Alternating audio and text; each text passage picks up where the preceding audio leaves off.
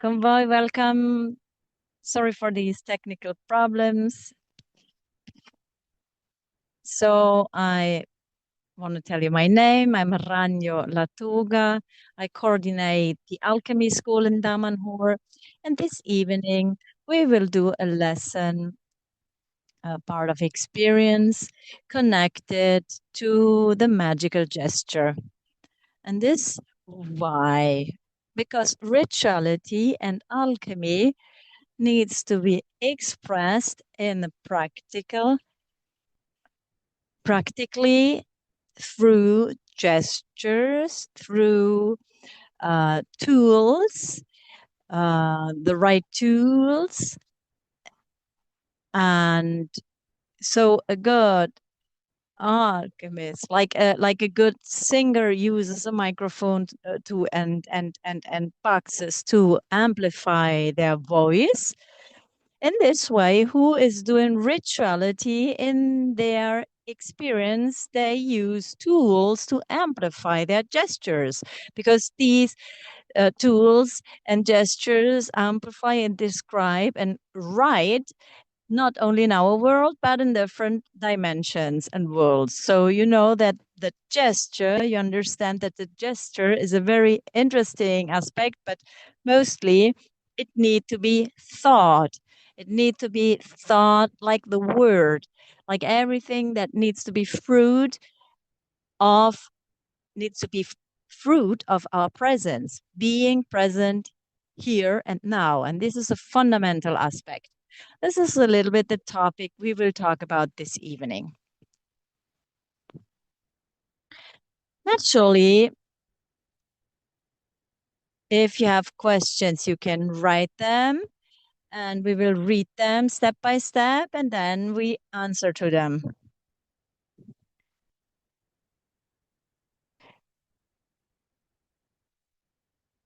To understand what it means to live with presence, a gesture in a complete way, a gesture that will be one of the components, fundamental components of rituality components. And what is rituality? Rituality, let's give an introduction to this so that this allows us to discover this world. Rituality, as the founder, Falco, the founder of our school, Falco Tarasaco would define, is a language. So rituality is a language that allows to translate spiritual energies into matter. It's a language that all the dimensions can understand and all the creatures, all the beings, from animals till to divine beings. So magic is expressed through rituality because the intention of whatever intention it is needs to be put into practice.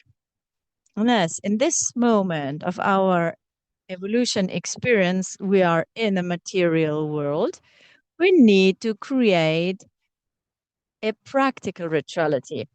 You see how we go to put our attention step by step more on these aspects that are connected to the concepts of alchemy, so that alchemy needs to be lived and done by the person, by them, the person themselves. It's not something that someone can learn like a lesson of history of ancient Rome or Chinese history or whatever. No, alchemy, through alchemy to be a true science that we can manage, we need to live it, we need to use it and express it. So it's not a notion we can just learn like this. And so to use it and to learn to use it, we do this through the gesture, the ritual gesture, which is one of the components. But also the voice is another fundamental component. Also, the schemas, the patterns that are traced and that are used, also these ones are part of the ritual. So today is a special day. Here in Damanhur, as also in the whole world, we celebrate the solstice, summer solstice. And this is such a special moment where the human being tunes again with the cosmic forces, the forces of our planet and life itself, animals, plants. So it's as if we would align our inner clocks with the planetary clock and the universal clock. This is one of the huge functions of solstice and equinoxes, these rituals that our race does celebrate thousands of years already, constantly. So this is one unique ritual that allows us to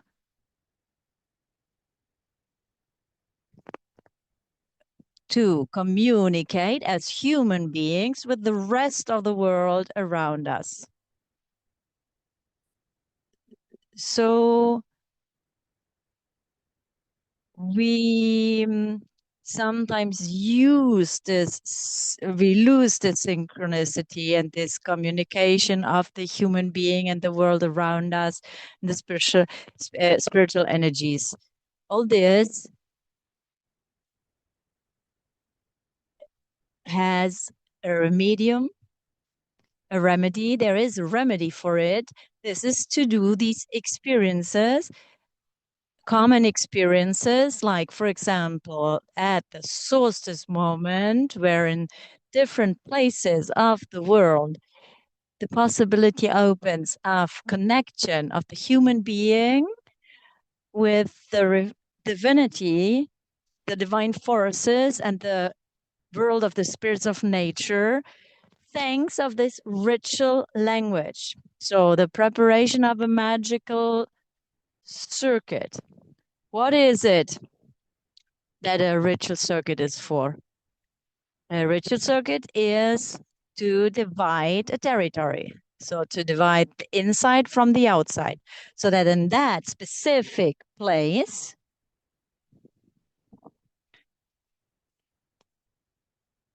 everything is kind of sterilized, we can say. There we have a creation of a useful, energetically useful territory.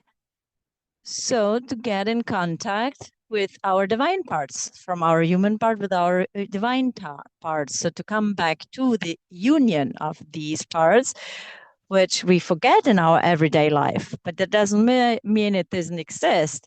It's we're losing ourselves in thousands of problems and things.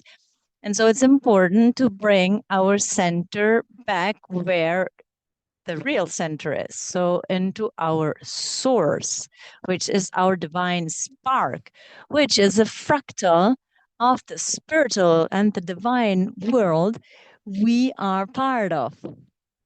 But to do so, we need to know the right techniques because, as we know, especially in the Western world, coming from Russian Europe, United States, America, there is a conception, a perception of rituality as technique that allows us to do certain functions and goals through energy, will, knowledge united that activates the ritual, which then becomes the channel. The ritual becomes the channel of connection between different dimensions. So inside of that moment, in the mystical part opens up also. And this is important to understand. The mystical part is the perception, the use of our inner senses, clairvoyance, clear audience, and all these parts where we open towards these senses that are not only the ones of the body, but which are the senses of our soul. And this is much more evolved in the Eastern world. But to do so, for many traditions and many spiritual paths, they get disattached from the world they are living in. So the classical example of the Tibetan monks that go to live in their temples or the hermits that and so on.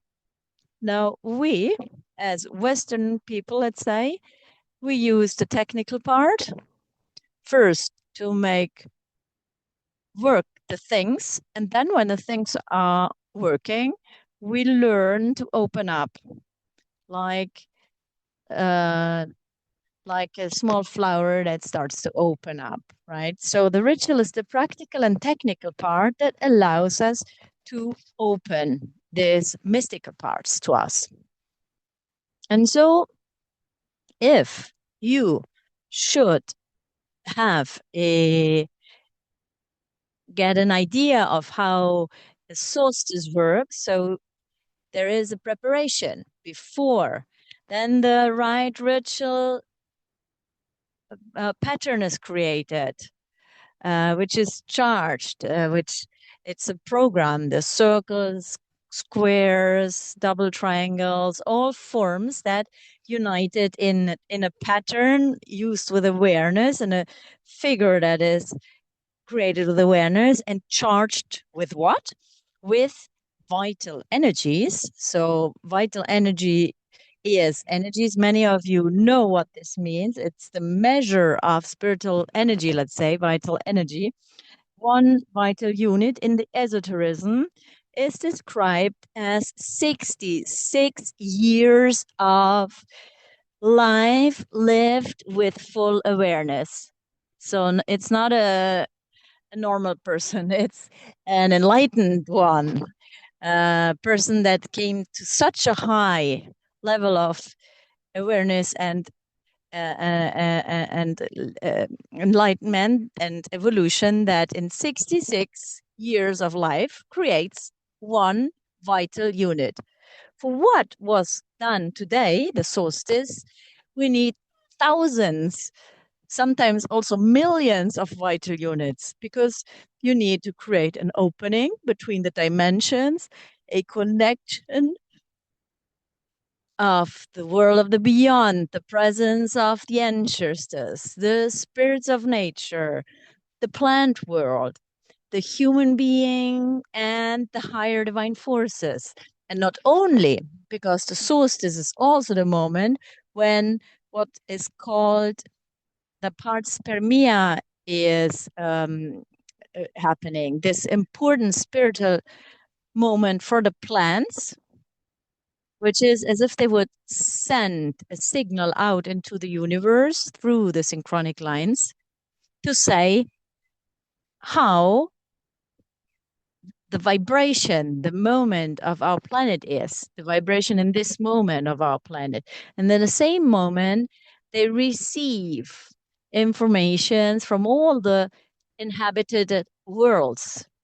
For example, the synchronic lines, they are really called the vital lines, lines of life.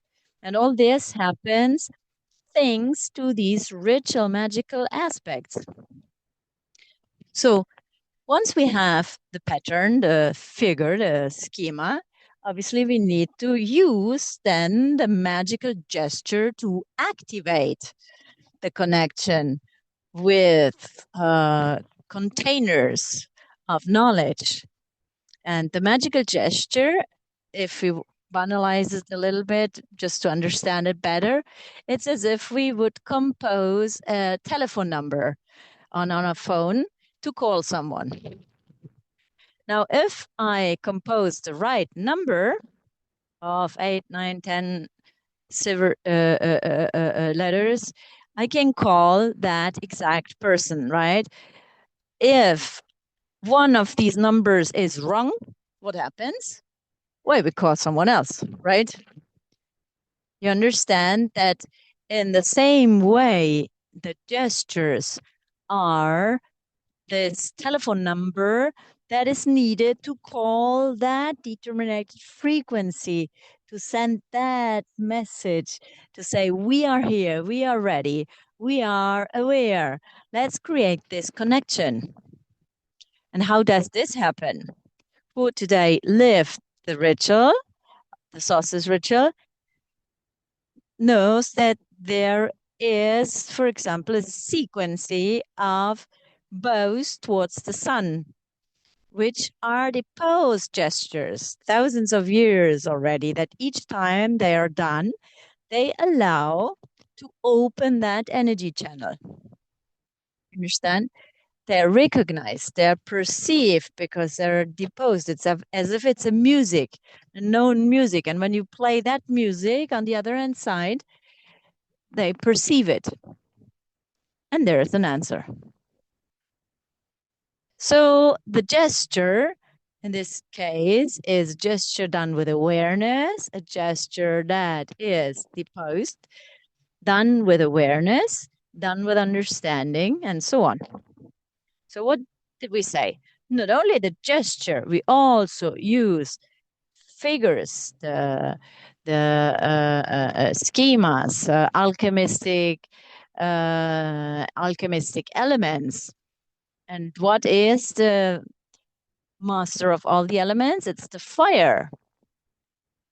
The fire is called the master of the elements because in alchemy, because wherever we have a flame, there is also, it's the lord of the elements. So wherever we have a flame, there is intelligence, there's life, different to all the other elements, which can, in some cases, they could welcome life. But it's not said that in all the water glasses there is an intelligence with awareness, or in all in the wind blows, or in all the handfuls of sand.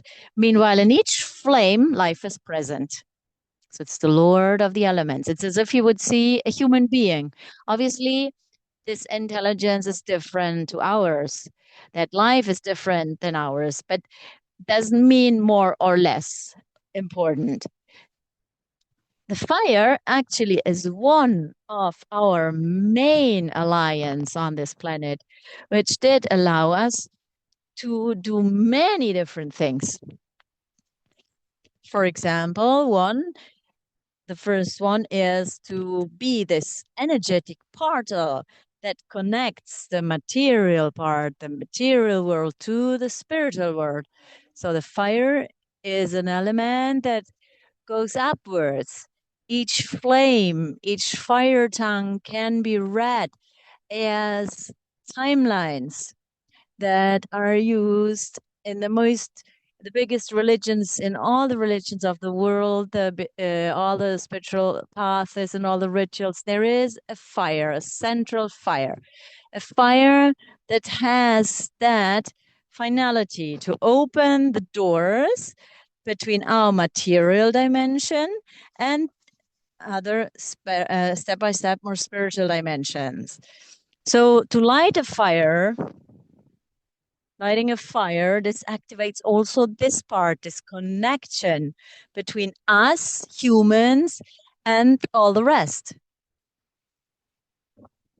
Now, not only the fire is used, there are also used different offerings in the human tradition. The human being always did offer something to the divine forces, the ancestors, and so on. And this why? Because the offering is one of the fundamental exchanges of in information and energy that can happen between our world and the spiritual world. So much that in the past there were offered animals, there were offered also sacrifices of people, of whatever. And why?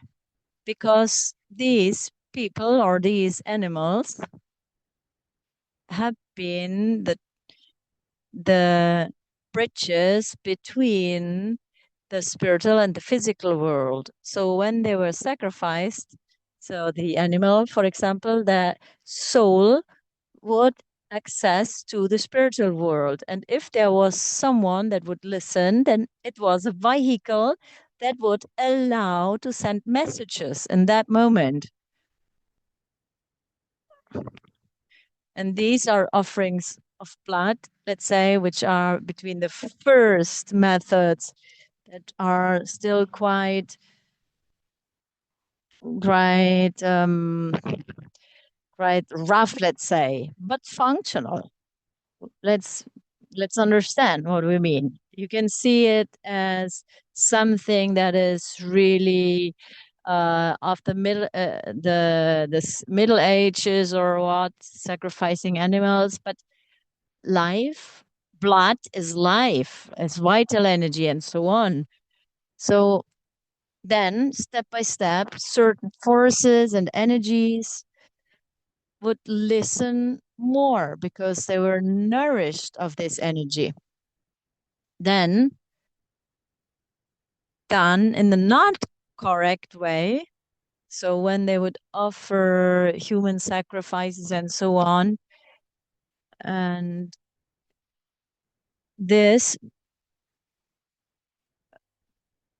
and offering violence and so on. So when you nourish forces with violence or hate or anger and so on, what will they give back to you? They will give back what you did seed. So offerings and rituals of the whole world, it's very difficult to find rituals of blood. So what did we offer, for example, in Damanhur? What is offered during these celebrations? You offer herbs, collected and cultivated herbs with pureness, with awareness. They are offered to the fire so that the fire and nature can give them back to us, enriched and renewed. So, an offering of this kind, it's not a violent offering, it's an offering with awareness in the same way as perfume is offered, essences are offered at a certain point.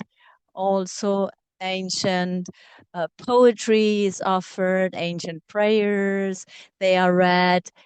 And this why they are read also formulas, for example, prayers that come from ancient Egypt. And this why? Because in Damanhur,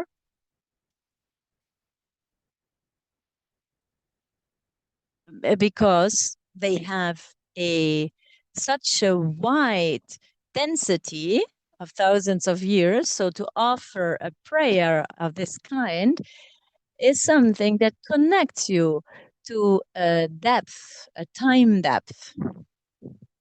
And the color of today, so the person that is reading the poetry, the emotion, all this is part of the ritual. All this is a ritual gesture, or anyway, part of making everything ready in the ritual. The offering is fundamental because you really ask for an exchange with awareness. And now, luckily, after the human being for thousands of years was in condition of, let's say, a relationship between the human being and the divinity that wasn't equal. There wasn't any exchange any longer. It was just hunting. And this why? Because for different reasons, for different magical wars that were lost by our race in different places of the world, the original knowledges went lost to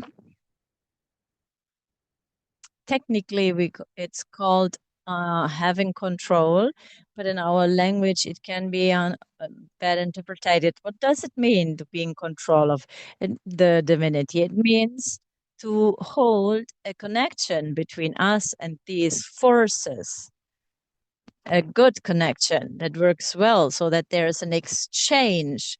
You send something, you receive something. You send an information, you receive an information. You send energy and receive knowledge, and so on, an exchange.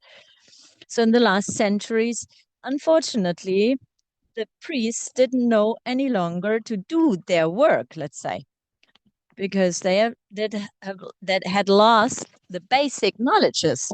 For example, we live in Italy, and from the Council of Nicaea, 300 after Christ, when they would change everything, there the Christian religion did lose all the connection with the divine forces of their reference.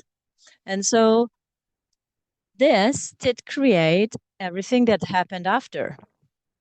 Unfortunately, it did create a disconnection between the let's say believers of the Christianity and the God, the of reference, the divinity they refer to. And this happened not only to that religion, but it happened to the major part of the religions and the spiritual paths, because we lived a decadence of knowledge, culture, consciousness. So this was lost.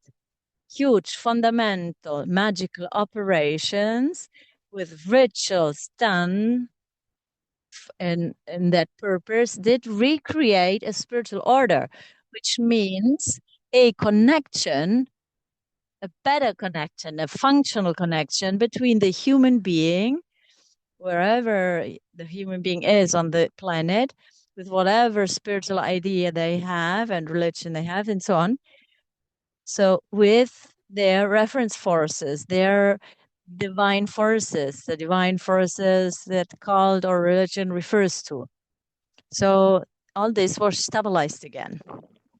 Naturally, you could ask me, so why in this moment, as the divine part, there is this harmony between the divine part and the human part? Why is the world in chaos?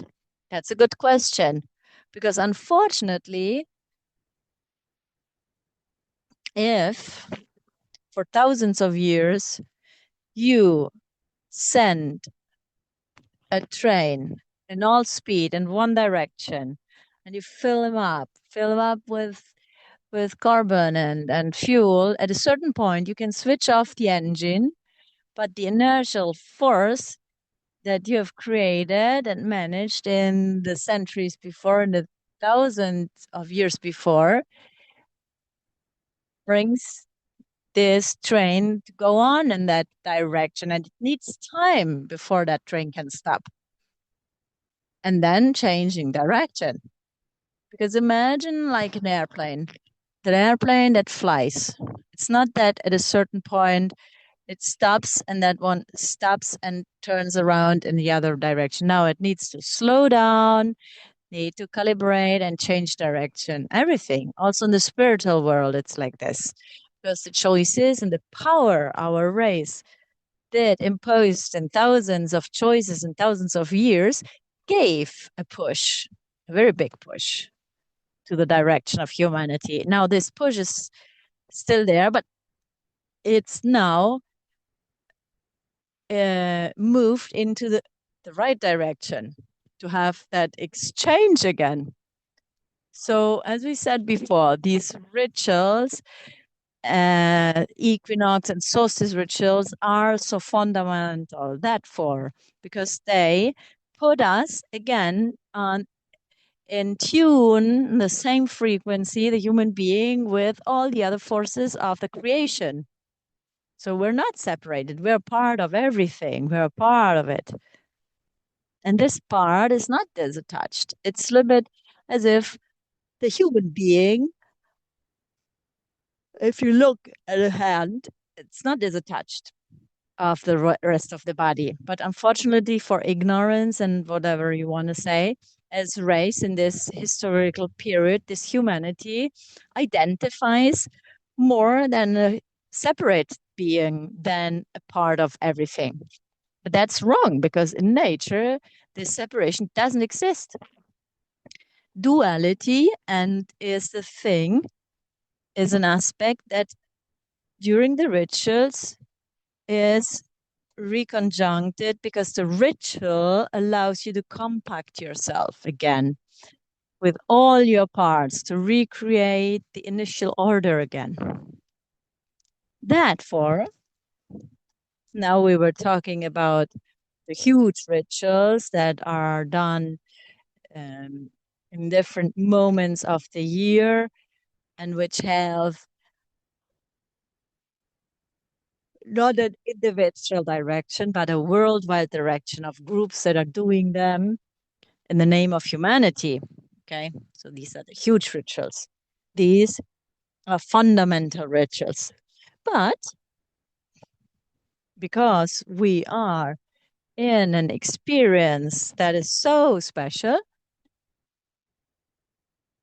at the beginning of the times of our decided at the beginnings of the time of our divine primer divinity human being that would divide in billions of pieces, billions and billions of pieces to enter into the material world and do experiences to come back with this experience to a successive level of evolution. So each one of us is a part, not aware for the major part of the parts.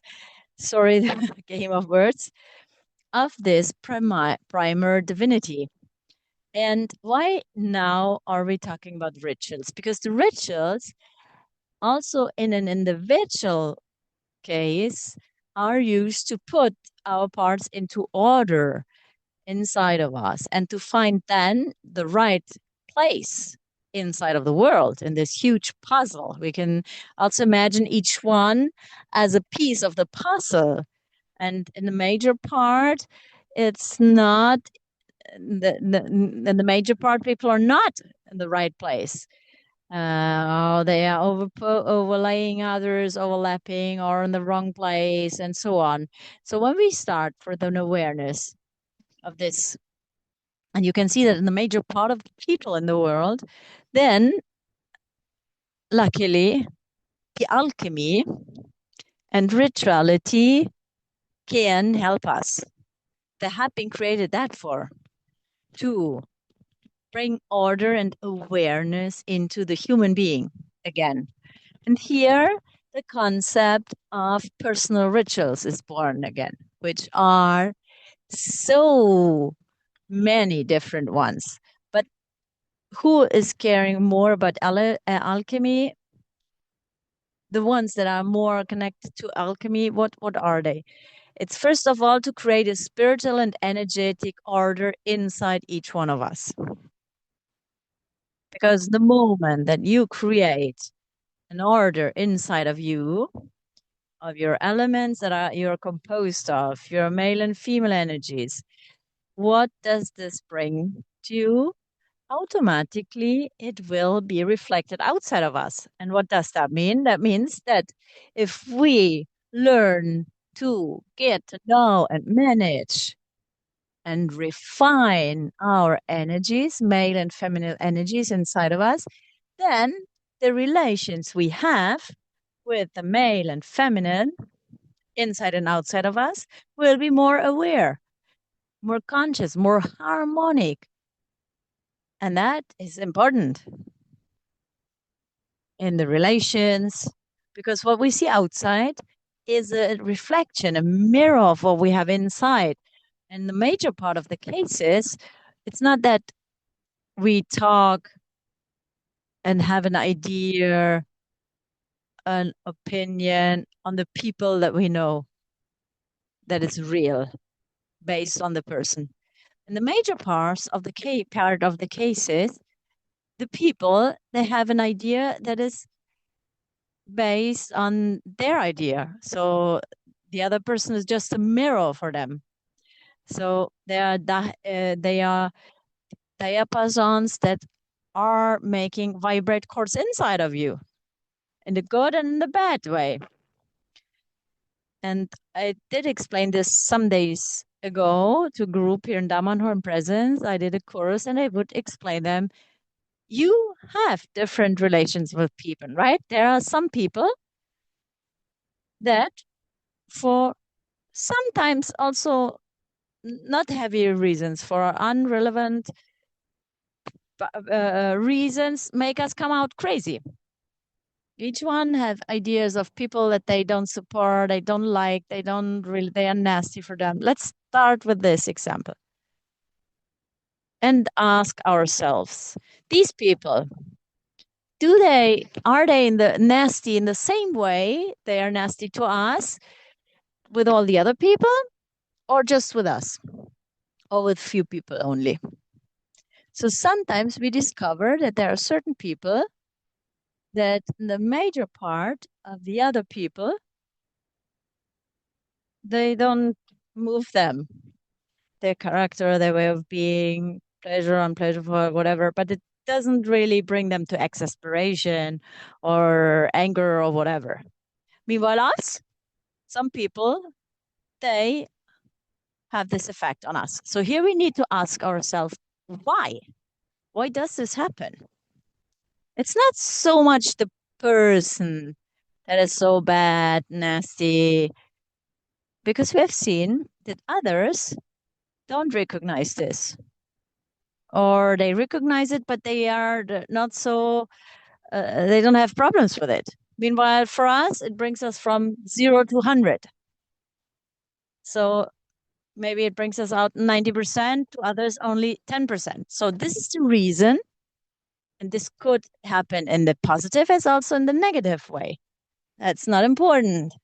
This happens because we recognize in that person something that is ours. Maybe you're not aware. We're not aware of our part. We're not aware of that part. But it touches so deep that this person becomes a huge mirror for us. If we understand this and comprehend it, then it could be very useful to understand ourselves, to get to know ourselves. And this is theory. That's the theory. Let's say that's the part, the philosophical part of the situation. And it's important to understand. To change now really parts of us that we have seen non-functional, parts that need to be refined, transmuted. How can we do that? Now, here we have the answer, a ritual. We have as answer the ritual. The ritual is a perfect tool to transform parts of us that we wish to transform. And first of all, as I told you, we need to put in order the parts. So we're born, when we're children, when we're just born and children, take whatever child, they jump and sing and dance and as if they were pure energy. And what happens during the years? Why does this pure energy is not maintaining, but degrades, goes away? It's not just because we are growing roots of life. No, no. It's because we don't know to live. And as we don't know to live, we live bad. Our emotions, our states of awareness, the relations with others, and all this. What does this bring us? Time after time, step by step, it brings us to create a disorder inside of us that doesn't allow the energy to flow in the right way, the primordial energy through us that children have. But there are also people that with 80 are full of energy because, or with awareness or without awareness, anyway, they know to manage their alchemistic laboratory. So they know to have the possibility to allow the energy flow freely through them. Now, of these 80s or 60s or 50s that are so lucky, I know just a few, unfortunately. But now, entering in the field to be practic, you can learn this. You can learn the rituals that allow you to put order inside of you because they're made with prepared tools, formulas, figures that are created, and with the proper awareness to enter in syntony, tuning with the elements that we have inside and that we can create outside of us. And this movement can allow us to do this game to bring everything outside, to put it in order, to bring it inside again into an order. So to recreate that energy battery that is able to work in a perfect way. This is one of the main operations, ritual operations that you learn in the courses that we're doing, the alchemy courses and the alchemy school that are open to everybody. We will, for example, do one in July 7th, 8th, 9th. You will receive email with the information, but this is what we will learn. These ritual aspects that can allow us to bring ourselves towards a level of awareness and a presence, energy presence, so that our energy can float into us 100% again. Because only therefrom you can then have the right energy to manifest what you wish to manifest, your dreams, your world. So it's fundamental to do this. And I give you an example here. Did it ever happen to you to enter somewhere where you have people that catalyzes the attention because we feel them magnetic? It's a person where all the others looking at, listening to, because they have a potential, a charisma, something. And this something is given by the possibility to have our alchemistic laboratory in order. At the moment it's in order, we have the possibility to express an energy field that makes vibrate not only us, but all the others as magnets that are orienting the events, the people, and so on. This is something that happens normally in the life of each one of us. But the major part of people are the ones that are oriented. And this, to make you understand, there are just few people that follow their proper dreams. But there are more and more people that follow and live dreams of other people because they don't have the power to express their proper dreams. Now, each one of us needs to come back to that principle of having the full responsibility on ourselves, but also our full power. So the power to express completely our desires, our wishes, our dreams. But we need to put things into order again. And then the same way it happens with the relations, your mates, your children, your parents, and so on, friends, and all the rest at work, at school, in all the fields. Human relations are born from, as we said before, a relation that we have, first of all, with ourselves. The fact to learn, to get to know philosophically, esoterically, how we are structured, how we are made, how these energies are in relation, the male and female energies in us. Are they in harmony or are they conflictual? Do we know them? Do we have an inner dialogue? So all this, as we said, kin has really a reflection on our everyday life. So to have relations, harmonic relations, understand each other with other people, being in sympathy, having a balanced way with the others. All this happens if before we learn to generate this inside of us. If we are always like leaves flowing through the wind, whatever event happens, whatever situation happens, moves us because we don't have our center. And also, this is fundamental to recognize our center and turn back into our center, to our function, our goal, our mission, our direction, the why we are here. These are existential questions that earlier or later you need to ask yourself. But then we need also to answer, because there's not someone else that really can answer to these questions for us. It's us.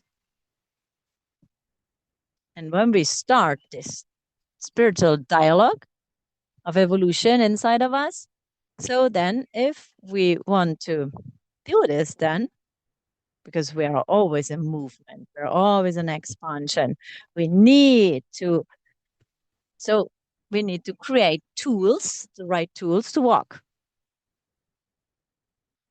As if we would say, when you go out in the morning, you will use your shoes, for example, or do you go with, you go barefoot?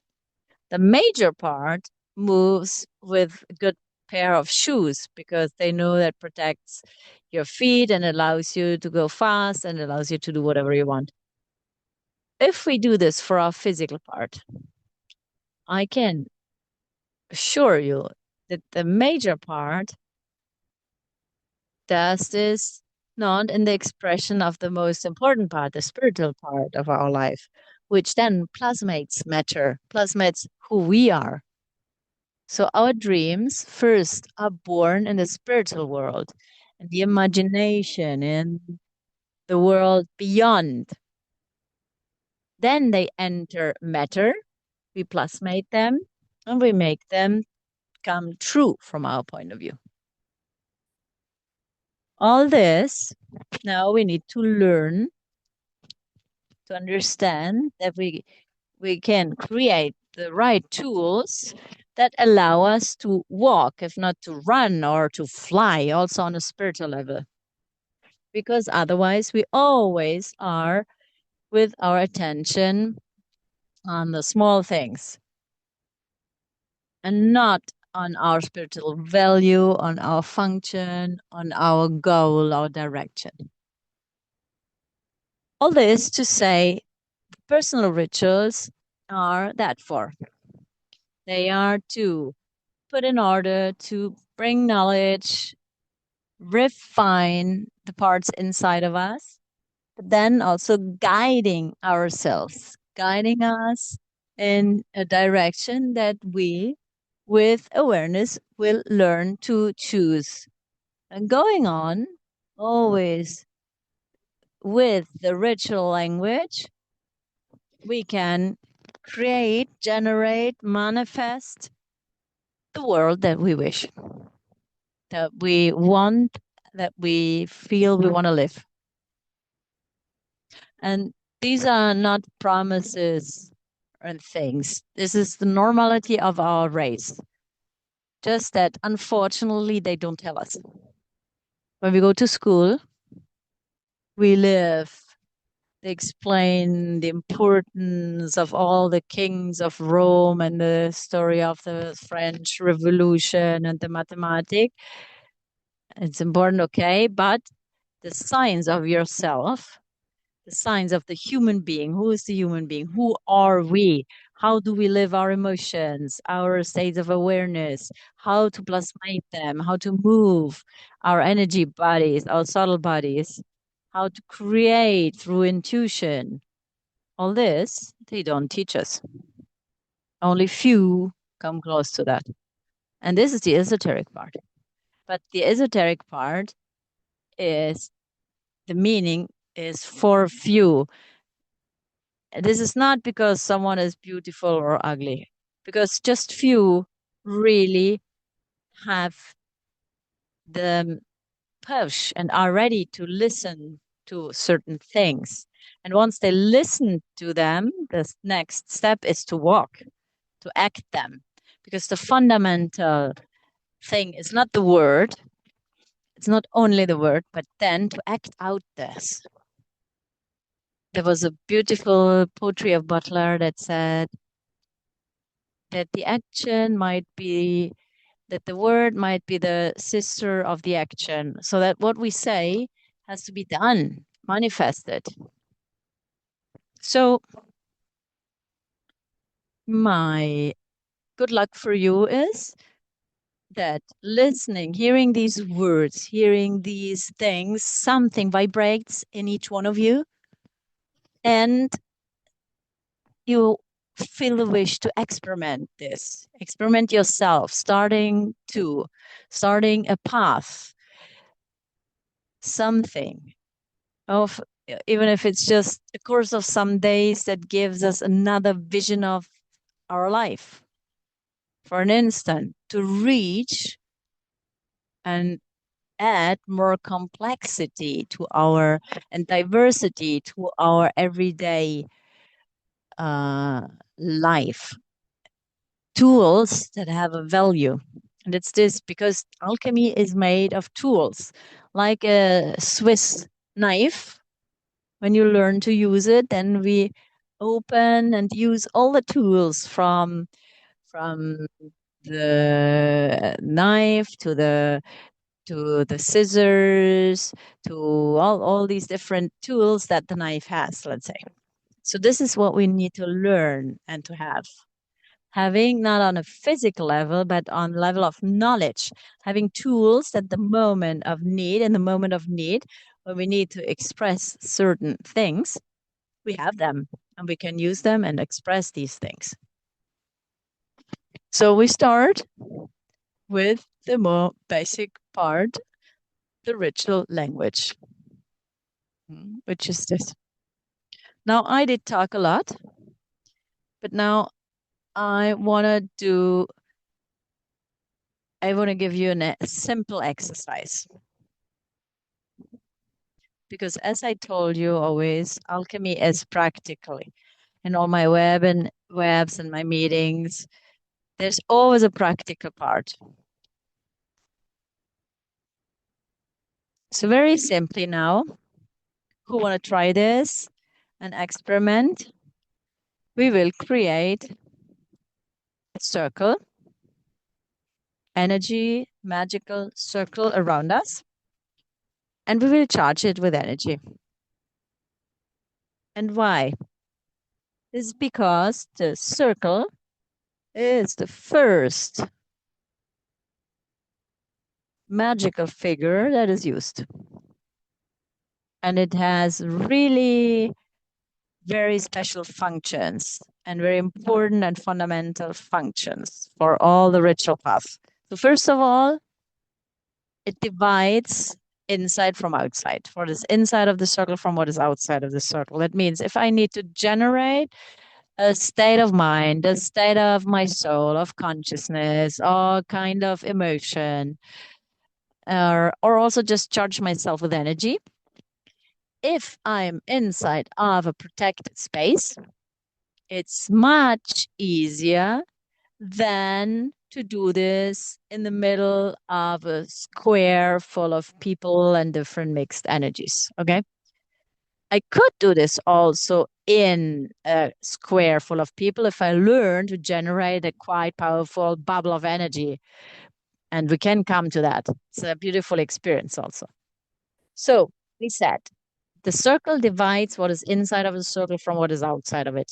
It's as if you would create a personal place, energy place that is private, personal, where you can express yourself, and especially giving light to yourself.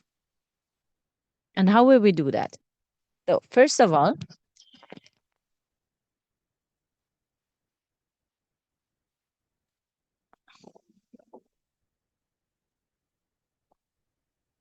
so, okay. So, how can we do this? Simply Wherever you are, you can do this sitting or standing.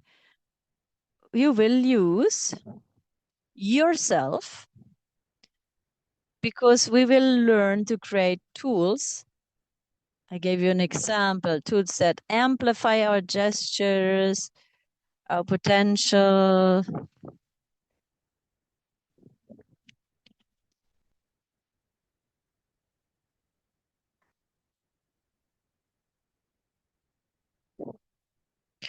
So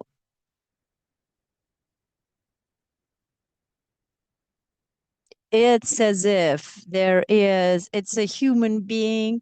It's always the human being that uses the tool, whatever tool it is. But the tool is to amplify the potentials of yourself and whatever work you're doing, whatever activity. In magic, in alchemy, and rituality, it's the same thing. You use tools, the right tools, for the finality you want to use them for.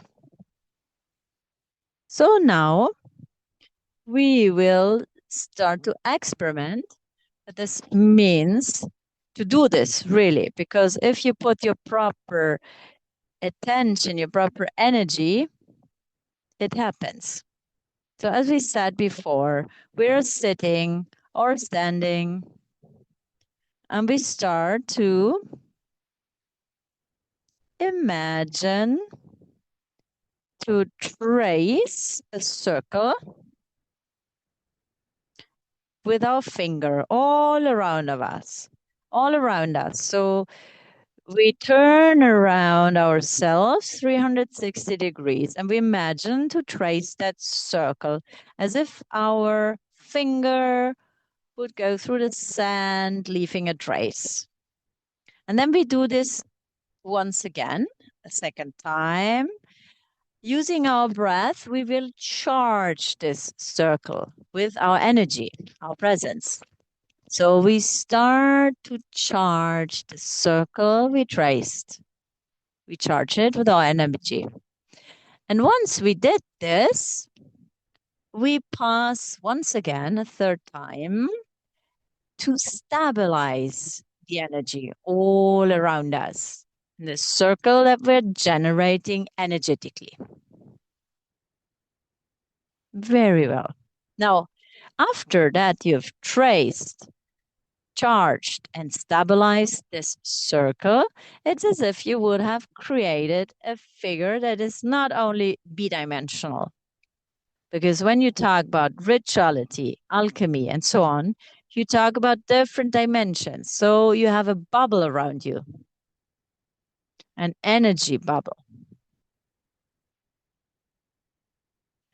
And so this energy bubble has the function to have ourselves inside, our presence, and leave outside all the rest. Now, through our breath, we breathe in through our nose and out through our mouth.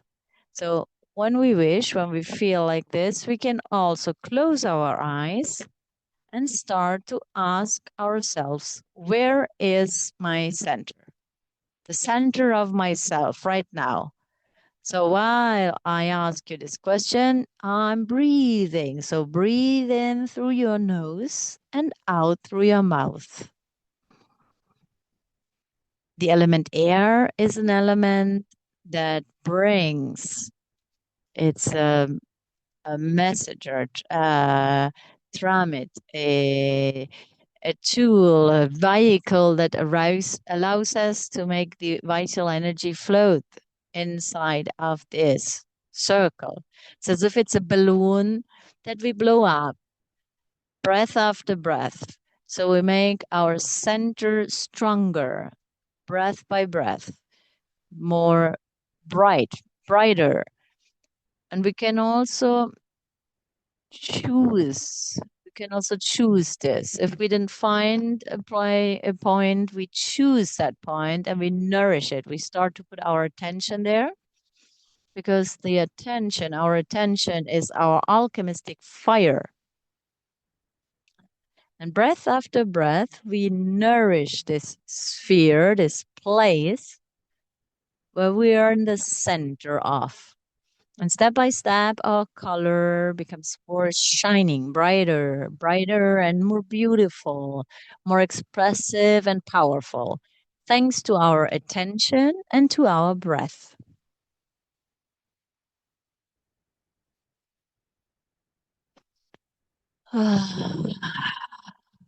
Now, this simple exercise allows us to bring us here and now, makes us more dense. All our presence, our attention comes here. It makes us rich of power, energy that then we can use freely in our life, breath after breath. So you feel that we are step by step nourishing all our energy bodies also. Because this air that carries this vital prana is not getting lost in the environment, but stays in us, stays in this bubble, in this magical circle that you have created.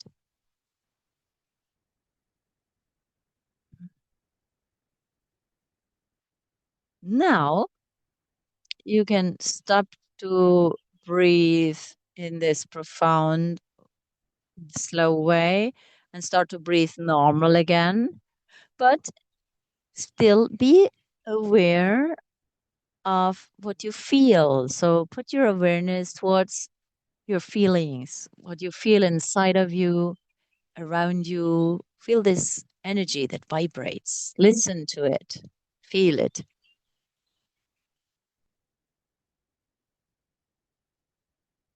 Now, this practice, ritual practice, is a very useful practice that can be done in the morning or also the evening before you go to sleep because it gives us this quid of energy, of presence here and now, and the potential also to have this magnet that is more directed for our day or also to guide our dreams.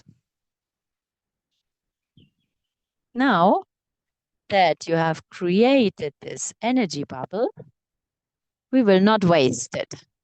We imagine now to absorb this energy ball inside of us with all the energy inside it. So we inhale it, we breathe it in and offer it to the center, to our center, knowing that in whatever moment we can open it again, recreate a circle again, an energy bubble, and recharge ourselves with awareness. So now let's absorb all this energy, bring it inside of you. This is as if you would have recharged your batteries, our vital energy. We have a plus, very important quit plus. Good. How was it? So I would love if I could read your questions or see.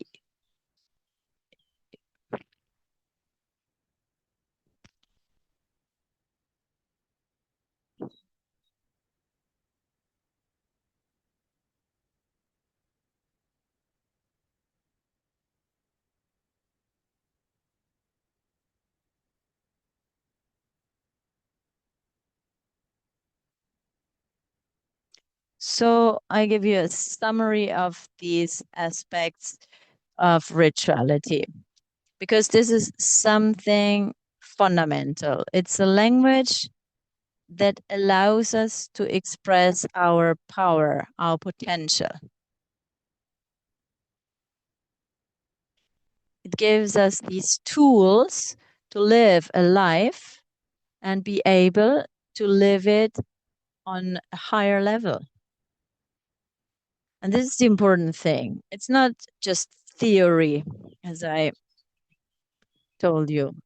It's the capacity to direct our energy, to put the energies in order. This does personal rituality do.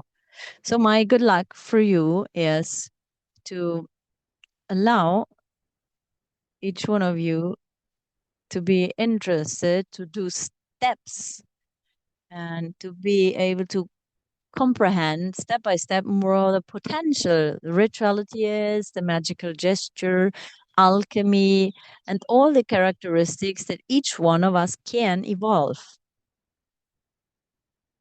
Because evolving our inner order, we develop also the capacity to find the right place inside of our life. And finding the right place in life means to be happy. And this is fundamental because if each one of us is aware and feels that you're at the right place and does what you're born for, there's nothing more, right? It can be whatever, whatever, because each one of us has a finality, has a beginning and a finality. And discovering what it is also something alchemy gives us. So I want to say thank you to all of you. Sorry for the technical problems at the beginning, but I hope I will meet you back in the next meetings. We started a new program, a webinar that is much shorter. It's 40 minutes. We do this each second Thursday of the month. The information will come to you through email, and we talk about alchemistic essences. Not like this evening where we talked about many different topics, but in these meetings, we will talk about one specific topic, fast, short, and also like we did this evening, we experiment, and you're always invited to follow these webinars, come here to do courses together, amplify your experience, your alchemistic life together with us. Thanks to everybody. I wish you a nice evening. See you soon. Come by. Thank you.